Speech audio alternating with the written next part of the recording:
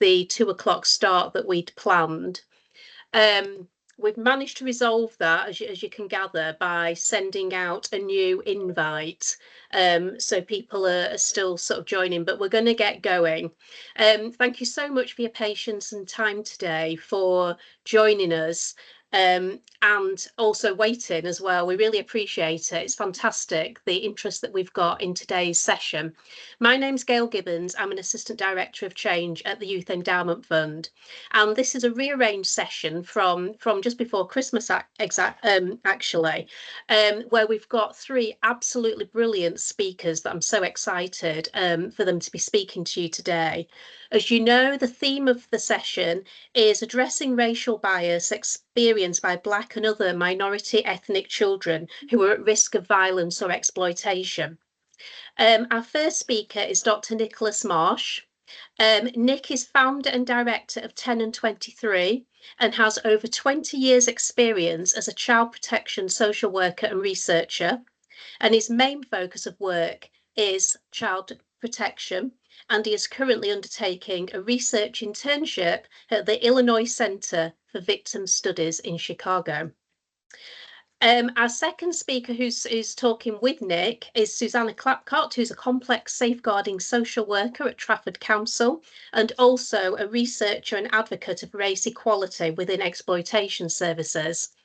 And our final speaker is Debbie Rio, OBE, who's the founder and chief executive of Afruka, a charity which addresses child safeguarding and trafficking issues in African communities and provides support services for affected children and families. She's an expert advisor in addressing socio-cultural factors in safeguarding children of Black and African heritage. We are recording the session, and the recording will be available on the Youth Endowment Fund website after the event.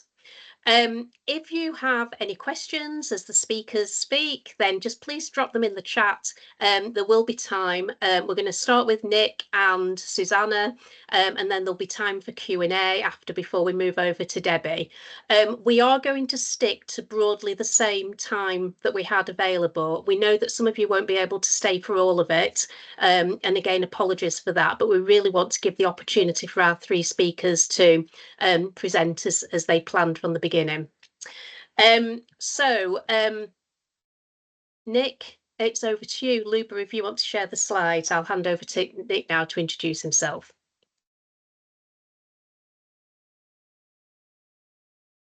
Thank you. It's myself and Susanna, so I'm not sure if Susanna's microphone's unmuted.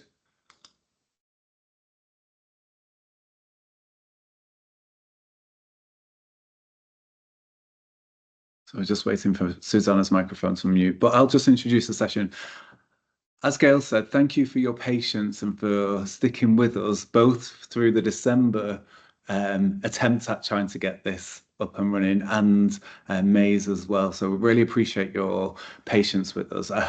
I'm sure it's going to be well worth it. So today's session, myself and Susanna are going to talk about racial bias and best practice for Black and minoritised young people, specifically around child exploitation. And we're really focusing on adultification. My name's Nick Marsh. I'm a social worker and researcher, currently based in the US, but from the UK, and I'll return to the UK. And I'll hand over to my colleague, Susanna. Susanna's microphone is still on mute from YEF. Could you please unmute her? She has permission on our side to unmute. Oh. No, not working. Oh dear, right. I'll disable and start again. Okay, I'll continue. So my name's Nick Marsh, as I said. Oh, there we go. We have Susanna. Oh, we did have.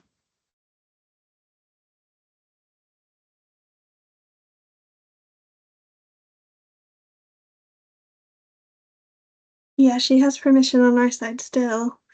Do you want to make a start, Nick? And yeah. So next slide, please. So as I said, my name is Nicholas Marsh. I'm a social worker and researcher with over 20 years experience in child protection. Over the last 10 years, I focused on child exploitation and harm outside of the family home. And some of the projects that I'm working on currently, focusing on publishing a book which needs to be delivered to Policy Press in July on criminal exploitation and boys, and specifically boys from minoritised backgrounds. I'll go to my colleague. I think she's able to unmute. She's not unable to mute. Hopefully we'll continue to work on that as we go through the slides today. So the next slide. So just very briefly, we'll touch on housekeeping. So everyone's participation is welcome. I really hope that you can still stick with us as far as possible, especially with our colleague Debbie as well. So your participation is encouraged. Our emails will be given at the end of the session, so you can reach out for any of the resource that we discuss throughout the session. As we're talking about racial biases, sexism, homophobia, when we ask questions, we just hope that people choose courage over comfort, and let's expect that we're all here to learn. So if our language is clumsy, we're okay with that within this space. It's a safer space to share learning, to explore ideas. So really choose courage over comfort when it comes to the question and answer session at the end of the session. And just to ensure that you get a curated resource list, what I would ask you to do, if myself, Susanna, or Debbie speak about any particular research, if you can put a hashtag and the name of that research, whether it's an author or, for example, adultification or intersectionality, that will allow us to make sure that the resource list that you receive at the end of this session is curated to your specific needs and what was piqued your interest. The next slide. So just before we start, I think it's really crucial for both this section and Debbie's section that we underpin our knowledge around two important themes. So the first one is intersectionality. And for those of you who haven't heard of this before, intersectionality was coined by scholar Kimberly Crenshaw in 1989 and 1991, and it's specifically rooted in Black feminists movements and practice. But over the last 30 years, intersectionality has been expanded and extended to include other forms of, as an analytical tool to explore other forms of employment law, of social justice, and now child protection. So in our context, in the context of today, intersectionality allows us to look at how our different intersecting identities, our gender, ethnicity, race, class, sexuality, faith, socioeconomics, disability, how all of those identities overlap and compound each other, and how we experience the world depends on our uniqueness and how all of our identities interact with the world in time and space, and how the world interacts with us. And for our particular area of practice around child safeguarding, adolescent safeguarding, it would give us a tool to look at, for example, the assessment tools that we use. Do we know our assessment tools? Do we know what theories underpin our assessment tools? Do we know the origins of their assessment tools? Were they designed to work with the particular people that we work with, whether that's adolescents, whether that's boys, whether that's girls? I would really encourage you to take an intersectional lens and look at some of your risk assessments, your assessment tools, your referral forms, and really trace back, where did these originate from? Who were they designed to capture? What information were they designed to capture? And if we've adapted them, what theories and processes and robust evaluation have we applied to make sure that they're inclusive? So just a very brief example, most risk assessments and checklists to do with exploitation were derived from the 2000s Bernardo's child sexual exploitation risk assessment, which focused specifically on white girls' experiences, often in care, of child sexual exploitation.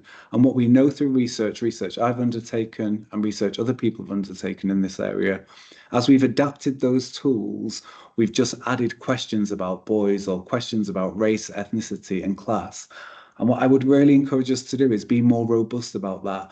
Who wrote that question? What was their understanding? Have we evaluated whether our risk assessments or our holistic assessments are really inclusive? And intersectionality provides us with a tool to see not just how age, gender, sexuality, ethnicity, and race are included, but how they are understood as a collective. Thank you. So for the next slide. And the second concept, I'm hoping that Susanna's able to speak and that something's happening in the background. But the next concept we're going to talk about is adultification. And this is the underpinning of mine and Susanna's presentation. And adultification, in brief, is basically how we ascribe adult-like characteristics to the children and young people, children as young as 5, children and young people, how we ascribe adult-like characteristics, or if we expose them to adult-like themes. And the definition that you can see on the screen is a definition myself and Janine Davis came up with in 2020. It was published in 2022. And what we did, we reviewed all the academic literature around adultification, especially where it had been applied in a conceptualized way. And what we found was adultification occurs in 2 forms. It's always manifested through power, a powerful relationship. So that can be a parent, a carer, it's always an adult interacting with a young person, or it can be a professional interacting with a young person. And when a parent, carer, or adultification happens inside somebody's home, it's often due to socioeconomic circumstances, poverty, necessity within the family. So if a parent or carer adultifies a child, it might be due to the parents' working shift patterns, so the child has to take on additional caring duties, possibly stretching them beyond their emotional and cognitive capacity, taking them away from usual childhood themes. Sometimes when we live in overcrowded spaces, in socioeconomic deprived houses, children in those spaces might overhear adult conversations, might hear intimate relationships, might hear concerns around bills, around health, and this is an adultifying experience where they take on those themes. Some research around young people, and I'll include all these links in a handout at the end of this, some research around young people who are used as interpreters for their family, if their family, in the context of the UK, if their family is not English speaking, where young people are used to attend medical appointments, housing appointments, immigration appointments, school appointments, benefits appointments. That's a very adultifying experience. The child is processing and translating to their family member, but also taking on the emotional strain of what's happening. And what the research says is often in those spaces where a child's routinely used to translate, their role gets elevated in the family home, and traditional hierarchies within the home are lost, and adults often grieve the change in circumstance. So we might feel, oh, I'm just going to use this young person to speak to their mum because it's quick and easy. But what we're contributing to there is the adultification of that child and the formation of how power works within that family home, and it has long-term consequences. And the adultification we're talking about today is when it happens through professional lenses. And if we adultify a child, I'm a social worker, if you're a family worker, police officer, charity sector worker, nurse, wherever you fit, with the youth worker, wherever you fit in this space, if you adultify a child, you treat them older than they are, it's always, without question, based on assumptions and biases. So if you're working with a young person and you don't see their emotional vulnerability, or you think they're more culpable and responsible for their actions than their cognitive and chronological age really says they are, it's based on your assumptions. And what we know from research, both in the UK and in North America, is children from Black backgrounds are adultified at much higher rates than white children. It's really important to note that all children can be adultified, but Black children are at higher risk of being adultified. So if we go to the next slide. So I don't know if Susanna's able to unmute. Hi, Susanna. Sorry, I've had quite a big look into it, and I've given you all the possible permissions, so I'm not sure why it won't let you unmute. Could you possibly try and leave the meeting and rejoin and see if that works? So okay, sorry. I'll continue.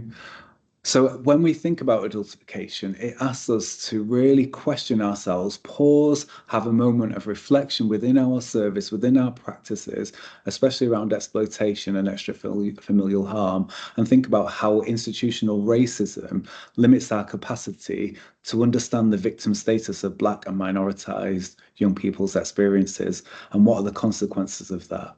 And if I'm delivering training on adultification both in the US, in Australia, in the UK, some other places in Europe, recently in Germany. And some of the pushback I receive is, what's the data? How do we know that we have adultification within our space? And I would say there's really established data patterns. When we look at school exclusions, we have known for 30 to 40 years that white boys from working class backgrounds, boys from Gypsy Roma traveller backgrounds, and Black Caribbean boys, very specific, really struggle within education settings. They are predominantly and historically been excluded at much higher rates. And then we see this education to prison pipeline, where we see those same demographics within prison and sort of secure state settings. I'm just looking at Susanna's face, which indicates that she might not be able to unmute. Okay, so we'll carry on. Next slide, thank you. And so we look at child exploitation as a whole, and what we start to see is that when we're criminal exploitation, and boys in particular, the next slide as well, please, what we start to see is, including my research, is that boys in particular across the piece, I undertook my PhD is within child criminal exploitation, and I took an inductive approach. So I didn't go to my research and my PhD with a question or a hypothesis that I was trying to understand. I went with an inductive approach. I wanted to see what the data told me. And what I did and what I saw was that young boys in general, but Black boys in particular, experienced a compromised safeguarding response. Our systems, our responses, social work being 80+% female, education being 80+% female, health services being 80 to 90% female. What we saw is this very gendered lens and a gendered approach to working with young boys. And what this led to was boys, particularly Black boys, because there's a white dynamic to this, an ethnic dynamic to our professions as well, is that they were given a compromised safeguarding response. So whilst we might have done the safeguarding and the risk assessments and worked with them to reduce their substance misuse, looked at carrying weapons or criminality, safer relationships, safer internet, what we often forgot was their psychological and their emotional well-being as well. And what we really needed to do was take care of the holistic needs of the young person. For the next slide. And part of my research, I interviewed social workers, and I just found this such a beautiful sentiment from a social worker in Greater Manchester, who said, I've worked with a lot of Black boys. When I worked in London, Black boys are more mistrustful of statutory services, and I can see why. I saw how differently professionals treated them. It goes much deeper than the individual social worker, but we can all start to take responsibility for our practice. And what I love about this statement is this social worker, who we'll call Anne, said that we can see that Black children are, if we're being really honest and we're taking a hard look at our own practice and our practice across our systems, if we understand our assessment processes and our systems, if we look at the demographic of our teens, we can see that Black boys are treated differently, or Black children and children from minoritized backgrounds. It's endemic, it's systemic. We can see that just in who's in our teams. But it's up to us, what Anne says, it's up to us as individual practitioners to take that responsibility. Because if we don't, children from ethnic minoritized backgrounds can see that they're treated with suspicion, that can see that the systems aren't designed to meet their needs. And so they start to pull away and we start to pull away. And what Anne says here in this very circular quote is, it's up to us to take responsibility for our practice. When we're undertaking an assessment, do we understand the assessment's origins? Do we understand what it was designed for? Is it attachment theory? Well, we know attachment theory. The critiques of attachment theory are that it's Eurocentric, that is 0 to 5. It doesn't really take into international types of parenting. It has a very Eurocentric lens. So do we challenge that and ask, what are the reach around to ensure that we, the workaround, sorry, to ensure that we don't just use attachment theory, that we use systemic practice theory, that we use anti-racist theories, critical race theories to understand how we are implementing our tools and processes. So the next slide. Can you speak yet, Susanna? I'm just going to assume that you can't speak for the rest of this session. So what we can see in I actually don't know what this slide says, to be honest. Criminal exploitation significantly affects Black and brown boys and racialized children. I don't know what the slide is, unfortunately. Can we go to the next slide?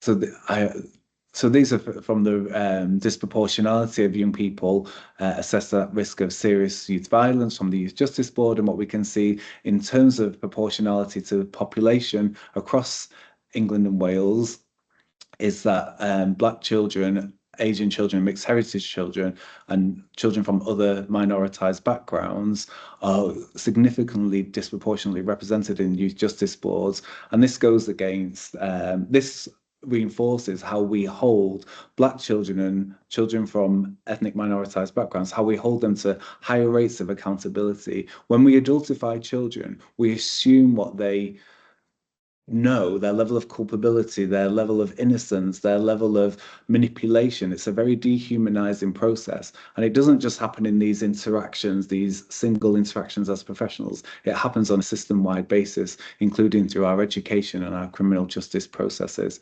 So the next slide, please. And so this is the same level of detail around young people who enter the youth justice system. What we can see from first-time entrants, first-time entrants are 93% boys. So if we take a long-term perspective, we know that boys, and particularly Black British boys, there's a disproportionality to there. And these aren't new statistics, so it invites us to take a more detailed and forensic analysis of why have we got such traditions within the UK? What services are being implemented? How does a systemic oppression and racialized and racism operate within our criminal justice and injustice settings? There's a really great paper, which I'll include at the end of this, which talks about from the 1980s to the early 2000s around the PRU, or the alternative education system, and how Black boys are the system and what we look for as good behavior, and young people, particularly girls, being able to internalize.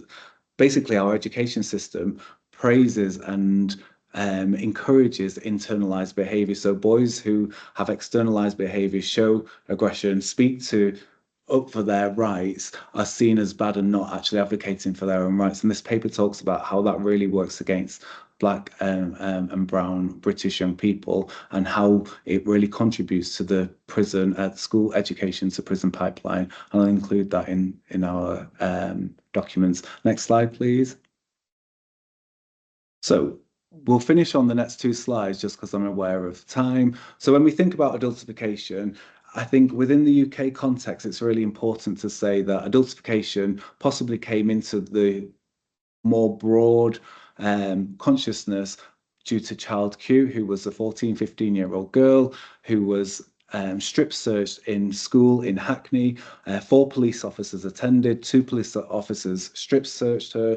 She was asked whether she wanted an appropriate adult when she should have been given one already. And because she said no, they assumed that she had responsibility, she was accountable. They adultified her in the sense of the level of maturity. They strip searched her while she was on her period for the suspicion of cannabis. And this is possibly one of the most violent manifestations that we are aware of in the UK that's been publicly sort of shared within the UK due to the inquiry that took place, was that she was treated more harshly as a 14-year-old girl with just a suspicion of cannabis, that she was strip searched by, there's 4 police officers, 2 female police officers were in the room with her at the time, 3 teachers, so there were 7 professionals in and around her, and nobody stood up for her rights as a young person. She was strip searched whilst on her period. And so adultification in its most violent form dehumanizes young people, and we can see this with Child Q. And two other really explicit examples, myself and Janine reviewed two serious case reviews of two young people, two Black Caribbean boys, both in London, who were killed by their exploiters and due to criminal exploitation. Both of them were 14 years old. Both of them were seen as vulnerable to exploitation from the ages of 11 and 12 years old. And their documentation around their life at that time was how vulnerable they were, how they were being targeted by older peers. And then as they started to reach 12 and 13, you can see the language and how they're described starts to adultify them. They go from being seen as young people who are at risk of exploitation to young people who are now the risk. And what we start to lose in that process is that they are still 13, 14 years old. They are vulnerable due to their age.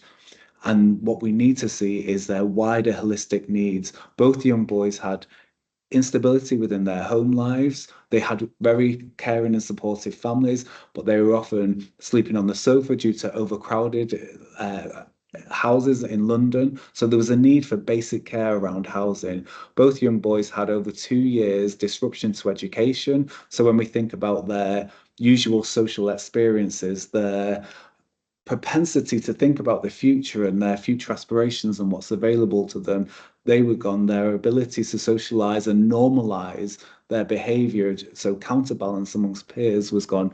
One of the young boys was out of education for 18 months due to the concerns about the risk that he was posing and was exposed to.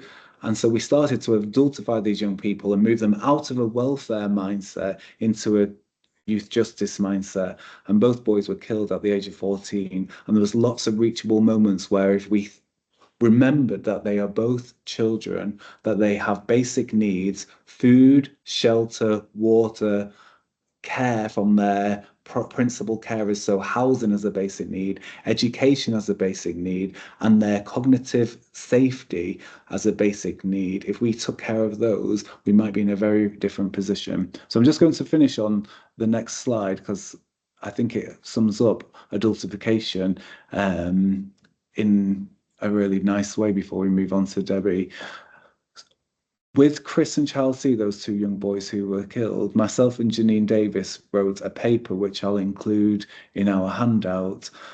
And there was a statement used, it's from a book, a really brilliant BBC book, which maps childhood from like the 1500s right through to present day, how it's changed. It actually starts in the 900s very briefly and then moves forward. And Cunningham, who quoted this, it was then used in Victoria Climbier's inquiry. Children, due to their age, their status in society, become the victims or the beneficiaries of adult actions. And I think that's a really poignant moment to pause mine and Susanna's input on. Children are the victims or beneficiaries of adult actions, and that doesn't matter if it's us as professionals or the people are exploiting them. How we perceive them, how we interact with them, how we try and bear in mind their innocence and bear witness to their innocence at the ages of 12, 13 and 14 and 15, and how we advocate for their needs, despite what else is going on for them, they become the beneficiaries of our actions. And if we turn a blind eye, if we adultify young people, we start to lose who they are and their basic needs, and it's up to us to make those changes. I'll pause there because I'm just very conscious of the time and I've been talking for 20 minutes. Thank you so much, Nick. And apologies again, Susanna, that you've not been able to take part. And well done, Nick, for sort of covering the whole presentation. There haven't been any questions in the chat, but what I'm going to suggest, because I'm sure there's going to be a lot of questions for Nick and Susanna, what I'm going to suggest is that we move on to Debbie's presentation first. We're really blessed that most people have stayed, so we've still got 112 people on the call, which is phenomenal.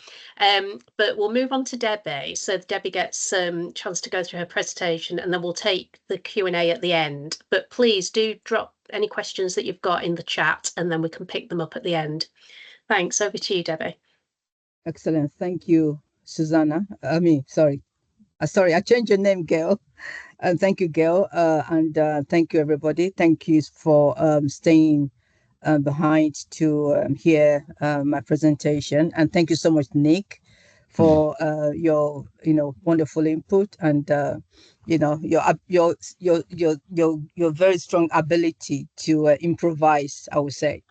I'm going to talk about the work that we do at Africa Safeguarding Children with children and young people who have been through exploitation and at risk of serious violence. And if you can please move the slide as I speak.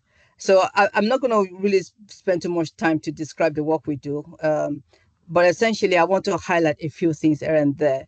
So the key focus of our work at Africa is prevention and early intervention. And in terms of the work we do on child criminal exploitation and serious violence, prevention and early intervention are also at the heart of it. So if you can move to the fourth slide now, the next one. So these are the programs we engage in at Africa, and the work we do is based in Manchester. A lot of it is in partnership with the City Council, Manchester City Council. And we work with work with boys and young men who are at risk, girls and young women, families, and we have a new network that we've set up to work in the community at the grassroots level on serious violence and youth exploitation. The next slide, please. So at the heart of our work is a cultural competence approach. And essentially, my presentation this afternoon will focus on this cultural element of our work, because I think it's one aspect that's really not spoken about a lot in terms of intervention, but it's actually extremely crucial, to safeguarding children who are involved or at risk of child exploitation or serious violence. So cultural competency. But I really want to kind of like take that a bit further, and if you click on the next slide, please, and share some insights from the work we do at Africa. So essentially, about 90% of our service users in terms of this program are African and of African and Caribbean heritage. We do have other young people from other cultural and ethnic backgrounds. Over 95% of the young people we work with live in live in some of the most deprived parts of Manchester, and there's a high level of poverty and unemployment and so on and so forth. Most are Black African, and most of them actually have been living in the country for fewer than 5 years. So I really want to mention that to give you a context. And 60% of the young people, that we work with are eligible for free school meals, and most of their families do not have recourse to public funds. For some of the boys that we work with, there's a lot of cultural exploitation there in terms of their ability to support the family because the family has no recourse to public funds.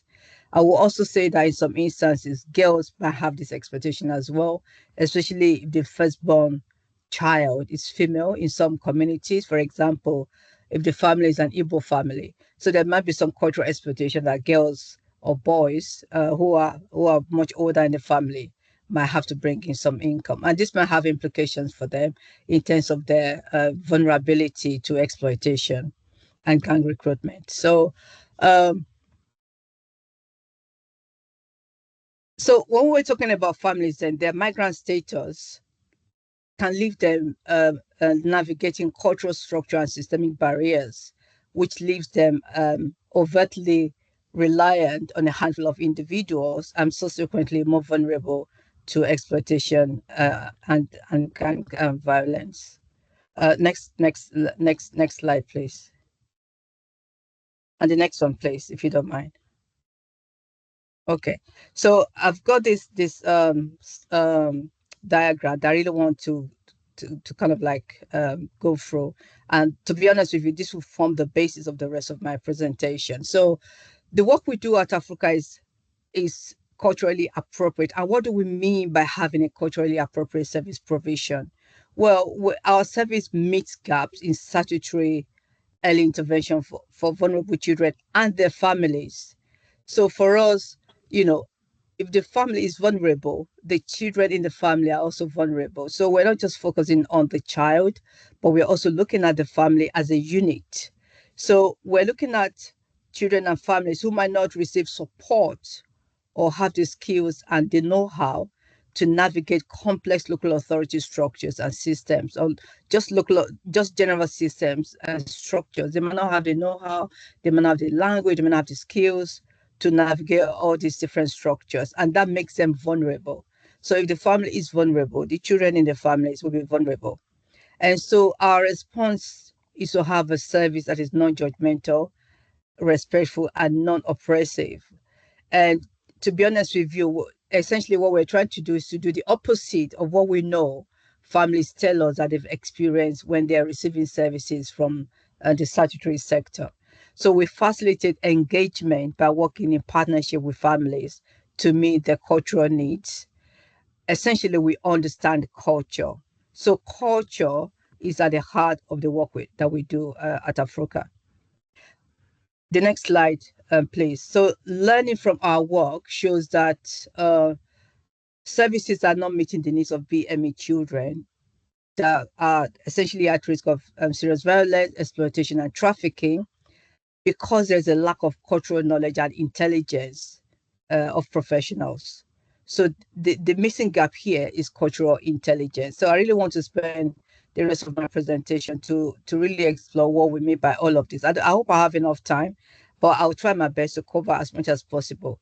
So, but we cannot talk about cultural intelligence without having a common understanding of what we mean by culture.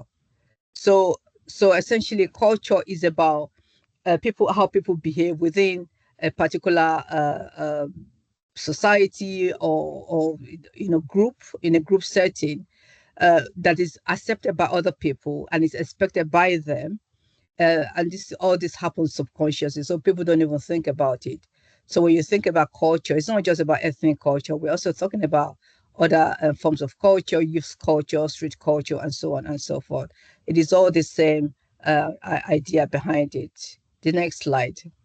So to explore cultural intelligence, I really want to to quickly go through a few points here. I hope I have enough time. So culture then is about shared learning, shared experiences and values, connecting people in a common way. And cultural intelligence is having awareness of our own culture and other people's culture. So for professionals who are working with a largely migrant, groups or groups of families who are newly arrived in the country, who might still be very steep in their own culture, who might have lots of vulnerabilities, as a professional, we need to be aware not just of our own culture, but their own culture and other issues that actually make them tick as a family or as a people. Culture is also about why do we do what we do. And in this book that I've put the image on the left in case you're interested in reading further, by Julia Middleton. Julia in the book talks about our flex and our core. And she describes the core as those things that are so inflexible, they're so rigid, in us as human beings, that we're not ready to negotiate them. And a good example is a religion. So if you're a strong Catholic, it's going to be very hard for somebody to convince you to change from being a Catholic to another religion. So that's your core. Our flex are those things that are so flexible, even though they're part of our cultural background or our belief system, where we're able to shift. A good example for is okay, fine. So I'm Nigerian, so I'm very happy to eat food from other culture. I love food, so I'm very happy to eat food from other culture. That's my flex. So as to inform cultural intelligence, we're looking at our core and our flex, and I will suggest that you try and read more about that. So how we view other cultures depends on how we understand our own culture and our own values. And these are our cultural reference points. So As professionals, this does not even change. This is still the same. As a professional, how you view people from other cultures that you're working with depends on how you understand your own culture. For example, if you're white, British, social worker or a youth worker, and so on and so forth. The next slide, please. So as professionals, often we think about our clients' race or ethnic culture. So if I'm a white British police officer, I'm thinking about this young boy in front of me and his race or his ethnic culture. He's Nigerian.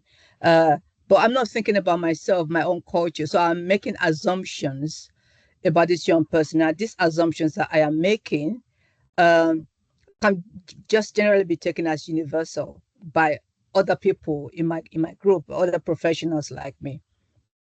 So the subtleties and peculiarities taken for granted by members of a minority group may not be understood. And we see that often in some new communities, Somali community, Nigerian community, all we see are things happening to children in those communities, but we're not thinking about why all this is happening. So cultural intelligence is the ability to connect across cultural divides. So as a practitioner working in this field, whether you're a police officer, whether you're a teacher or a social worker, a probation officer, and so on and so forth, you must have cultural intelligence because it is the ability to connect across cultural divides. So you're street smart in lots of culture. And the more self-awareness we have, the more cultural intelligence we develop. So the next slide, please. I want to move through this very quickly. So cultural intelligence is about awareness of your culture, awareness of other people's culture. Awareness of self-awareness is stepping back from what we're doing and reflecting on it. The next slide, please. And when we talk about awareness of other people's culture, we're really talking about, let me just highlight one because there's so many points there and I don't really have the time, but cultural awareness helps to foster empathy. So you have empathy towards other people. It doesn't matter what their culture is.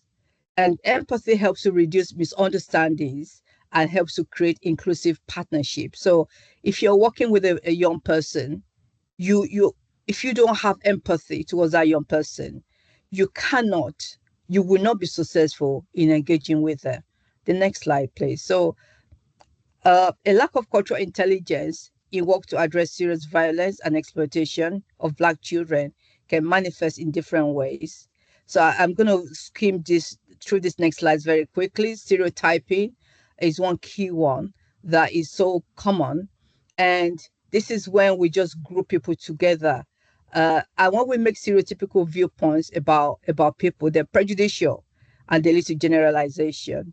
So, for example, the last bullet points there, we're talking about stereotyping and stop and search, how Black people, Black young people or young Black people are, disproportionately affected by stop and search. That's because of stereotyping.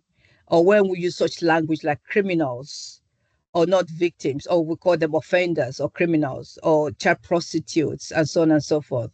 All these are stereotyping. We're stereotyping children. And when we're stereotyping them, we're making wrong assumptions about them. And this is leading to wrong intervention, wrong assessment, and so on and so forth. When we're making wrong assumptions, we're also generalizing. And this can lead to stigmatizing children and their families. And of course, essentially, because we're focusing on the wrong thing, we're missing other forms of abuses of vulnerabilities, which can be very detrimental for the well-being of the young person. So the next slide. The next issue I want to talk about is cultural relativism. And we in our work at Africa, we hear this a lot when practitioners use terms like, it is their culture, that is how they bring up their children. And in this instance, the vulnerability of the family is ill-judged and is actually seen as a cultural or a racial trait. This is how they behave because they're from that background, rather than this is happening to them because they're vulnerable. So we see how children from poor immigrant homes are treated when they go missing. This is very general. We had there's a young person that we worked with who went missing for about a month, and he just returned home after a month, and he wasn't talking to anybody because he'd been threatened by his traffickers. Some years down the line, so he started dating a white girl, and she had a quarrel with her mom, so she came to stay with him in his house, and she was with him for about 3 days. And of course, on the third day, there was a lot of commotion outside the house because there were lots of police cars with sirens and all these police officers banging on his door because he had abducted the girl. But he didn't abduct the girl. The girl was his girlfriend. And so he said that he thought a lot about that incident because he went missing for 4 weeks. Not one human being came looking for him. And this girl went missing for 3 days and all hell broke loose. So you could understand the racial dynamics of the responses to his own issue and to the issue involving, his girlfriend. So cultural relativism there leads to a high threshold in the protection of our children in the BME communities. And what happens then is that child abuse is flourishing, child exploitation is flourishing because we are not responding to the needs of the children in those communities because of cultural relativism. So the next slide, please. So very quickly, I will also talk about adultification bias. And I know I am not an expert on this because the world's greatest expert, Nick, is here. I'm not going to even hide it. However, I really want to talk about one element of culture, adultification bias in terms of the work we do at Africa, which is around culture and adultification bias. Adultification bias is why we have female genital mutilation. Adultification bias is why we have early marriages. Adultification bias is why we have children being branded as witches when the notions of innocence and vulnerability are not afforded to certain children. So it can happen systemically, it can happen structurally, but it can also happen at the cultural level, within the home, intrafamiliar. And so we see children being abused at home in different ways, or children being exploited at home in different ways. And it's important that as practitioners, we also understand that. And we can help work with the family to reduce the vulnerabilities that children might experience in the home to prevent them from being vulnerable outside the home. There isn't enough time to go into details, but there's a lot more to say about this particular issue. So the next slide, please. I also want to talk about infantilization of families, especially parents, especially due to language barriers, illiteracy, lack of education, lack of understanding of how the system works, of course, racism, and parents of children that are already at risk can also be infantilized by the system. We see that a lot in the work we do with families, where the vulnerability of the family, for example, poverty, is seen as parents as a lack of parental responsibility or the inability of the parents to look after their children properly.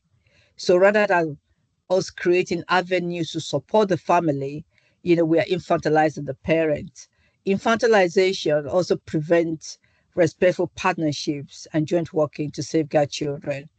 Language use can be demeaning and discouraging and can discourage co-working. So there's a climate of mistrust, in short, when you have infantilization.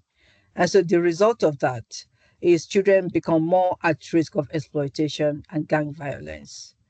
So let's look at the next slide, which I think is my case study. I really want to talk about this case study very quickly. It's not Africa's case study. It's just something that just happened generally. You've all read about it. It was the landmark case, the court case, in which a child sued his parents for sending him to boarding school in Ghana. And the case centered on parental responsibility and whether the parents acted unlawfully by sending their son to boarding school without his consent. And so just going through the details of the case, I was able to distill a few things. So for example, the parents gave their reason for sending their son back to Africa. They said, he met 11 of the points on the NSPCC's checklist what to indicate whether a child might have joined a gang or will join a gang. And so sending him to Africa was not a punishment, but a measure to protect him. And the mom even said, I don't want to see my son dead on the streets of London or something to that effect. And the school also said, look, we have suspicions about him engaging in criminal activities. But the child said, look, I've never been part of a gang. I've never been involved in a gang. I don't carry a knife and so on and so forth. But the judge sided with the parents because the judge says the young man's parents exercised parental responsibility to be lawful and recognized that they had no choice other than to send him to Ghana. And so on and so forth. You can read more about the case online. So the reason why I brought this case on is to really highlight a number of things. Due to racism, adultification by the system, stereotyping, cultural relativism, infantilization of parents, we are seeing a lot of trend where parents are actually sending their children back to different African countries and even the Caribbean. Just about 3 months ago, one of our young person, it was sent back to Pakistan by his parents. And we need to ask the question that why is it that the state is no longer capable of looking after children to the point where parents feel they have no option or to send them abroad to other countries, to safeguard them, right? So this is a very important topic. I feel requires a lot of a discussion, by different services. So the next slide, please. I think my next slide is quite wordy. So I'm just going to try and summarize it. Firstly, it is important that partnership. Oh, I didn't save my slide there. I'm sorry. I'm just going to read from my slide. I didn't save it, so you have the wrong slide there. Just give me a second. So partnership working or co-production based on trust is essential in terms of working with parents and their children. To be able to work in partnership with a child or with the child's family, there needs to be an element of trust. And that trust is coming from the child seeing that, this person in front of me understands what I'm going through, and is willing to talk to me like a person, not stereotype me or infantilize me. Cultural intelligence is very important in working to protect children from exploitation. We cannot shy away from it because it is at the heart of safeguarding, especially when you're working with children from different backgrounds. Language and how we describe children involved in exploitation is also very important, using the right terminology. And I think people are beginning to pick up on all of this now, which is very good. So we're talking about a child victim of sexual abuse, not a child prostitute. We're talking about children who may have been groomed, and not children who have put themselves at risk. We're talking about child victims of exploitation, not a gang member. We're talking about a victim, not an offender, and so on and so forth. All these different terminologies matter. The use of the wrong terminology, in my view, a lot of it is based on just racial discrimination. So we must address adultification bias by focusing on the needs and vulnerabilities of children and their families, and treat them as children and not prejudiced because of their race. So just to round up, just to go back to the next slide, just to go back to cultural intelligence. There are 4 levels which we must imbibe as professionals. It is essential. The first step really is about cultural awareness. It's about being aware that we all of us, every single human being, we all have our unconscious stereotypes of other people. And we tend to use those stereotypes and other cultural nuances to explain the behavior of other people.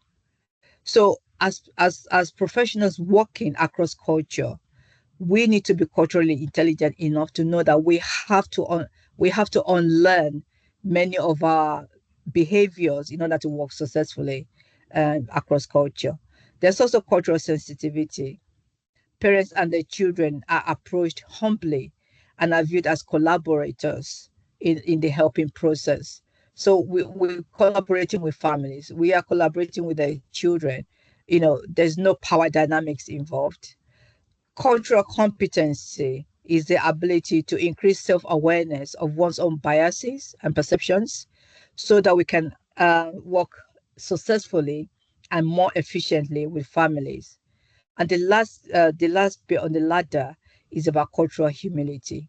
It's having a sense that one's own knowledge is limited as to what is truly another's culture, and it is a lifelong learning. So cultural intelligence is a lifelong learning. We have to keep learning. You're not going to get there in one day, but it is essential in this work, just because of the huge ramification for the children, that we imbibe cultural intelligence and we're able to use this to improve how we work with children and their families.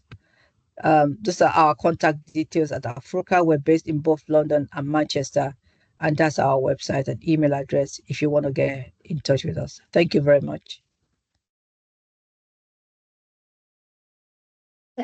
Debbie, thank you so much for that really important and insightful presentation. It was fantastic, and there's so many points in there that I'd love to know more about. I'm going to open it up to the floor now. If anybody's got any questions, you can either put them in the chat or raise your virtual hand.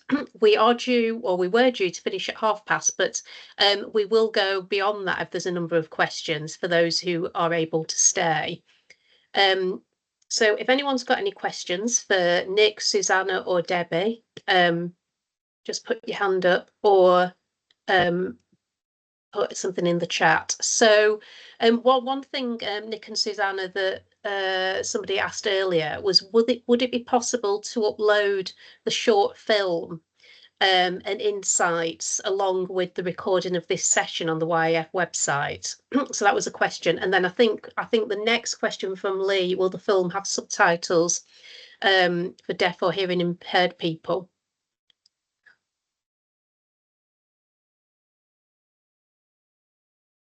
Yanina, can we unmute Nick, please?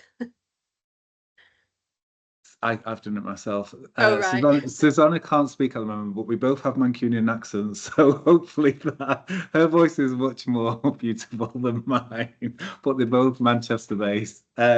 Susanna's short film, we really must appreciate that Susanna's been working all weekend. I mean, like late nights, early mornings, as director, lighting technician, script writer, to get this film produced. So there's a GoFundMe page that people can access. She's been working hard all weekend with SOSA as well to look at this script and get this really important education piece out. It's not out yet, so there's a long process. I have put Susanna's details in the chat function. Please reach out to her to find out more information.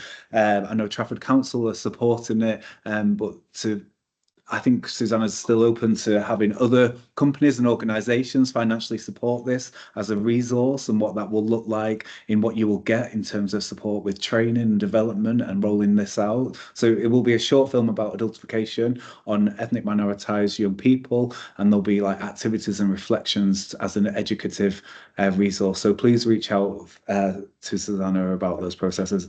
And whilst I don't know this for certain, but I know Susanna well enough that I'm sure it will have subtitles and the ability for people who are hard of hearing or hearing loss and different languages. Yeah. Thank you, Nick. And Debbie has also put her email address there in the chat for those who didn't get it on that last slide. Some nice comments coming through as well. Any other questions?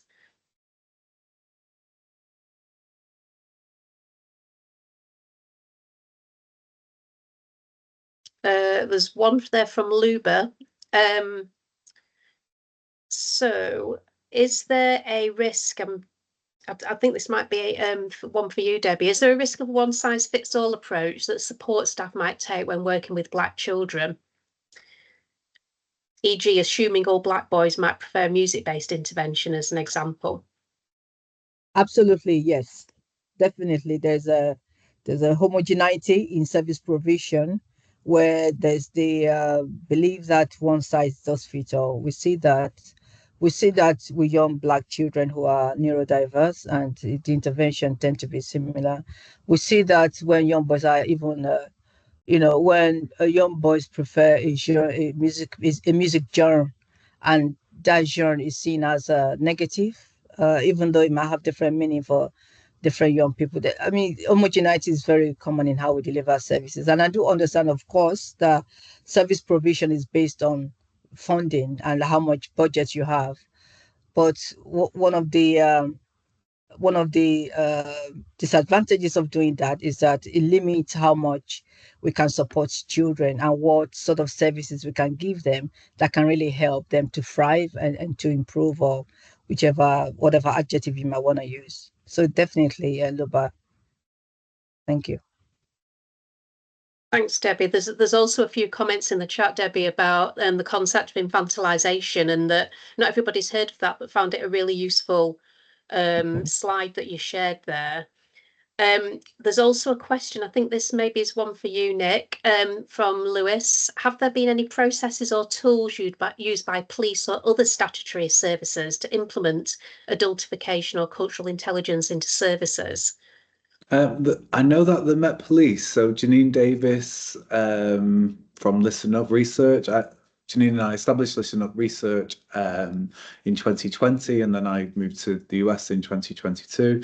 So Janine Davis is one of the lead thinkers in adultification, and I know that she is currently working with the Met Police around adultification, and prior to that we were providing training. So really with adultification bias, outside of tools such as what Susanna's, it's quite a new concept to the UK. It's been around for 20, 30 years conceptually. But in the UK, from a safeguarding perspective, Janine Davis, I'd say, was a pioneer in bringing it over to the UK in her research in 2019. And then Susanna has started to develop tools. So I'd say that we are in the process of developing tools and approaches, but most of it is around training and awareness raising. So you can contact myself, Susanna, Janine Davis at listenupresearch.co.uk, I think is, you can, if you go to Listen Up Research, you'll be able to contact Janine on the website, myself or Susanna. So it's more around training and awareness raising rather than specific tools, because once you grasp it and you understand the history and its impact, it's knowing the language and the signs and indicators where you can challenge it. So it's education, really. Yeah, hopefully that answers your question. Thanks, Nick. We've also, this is a comment rather than a question, but Jeff in the audience has talked about the Strengthening Families, Strengthening Communities programme, which I think is, it's definitely delivered by the Race Equality Foundation, but possibly others. Just saying that it encompasses quite a number of the concepts that you've been presenting on today, and it's been a positive implementation. Yeah, definitely. I would say that Susanna said she will send the research. I don't know around Debbie's research, etc., but Susanna's going to share her research that she's written around adultification, and I've just sent a resource list, a resource like an article, which is very accessible and has a lot of links in it, and I've also just sent a hyperlinked resource list, so you can just click on the hyperlinks and it takes you to resources around adultification bias. So YEF will be able to send them onwards. Thanks, Nick and Susanna. We really appreciate your really generous sharing of these resources. It's fantastic. I'm sure everyone will appreciate that if they can access it from the website. We've got another Luba question. Luba is asking, what role does early intervention play? This is definitely one for Susanna and Nick as social workers.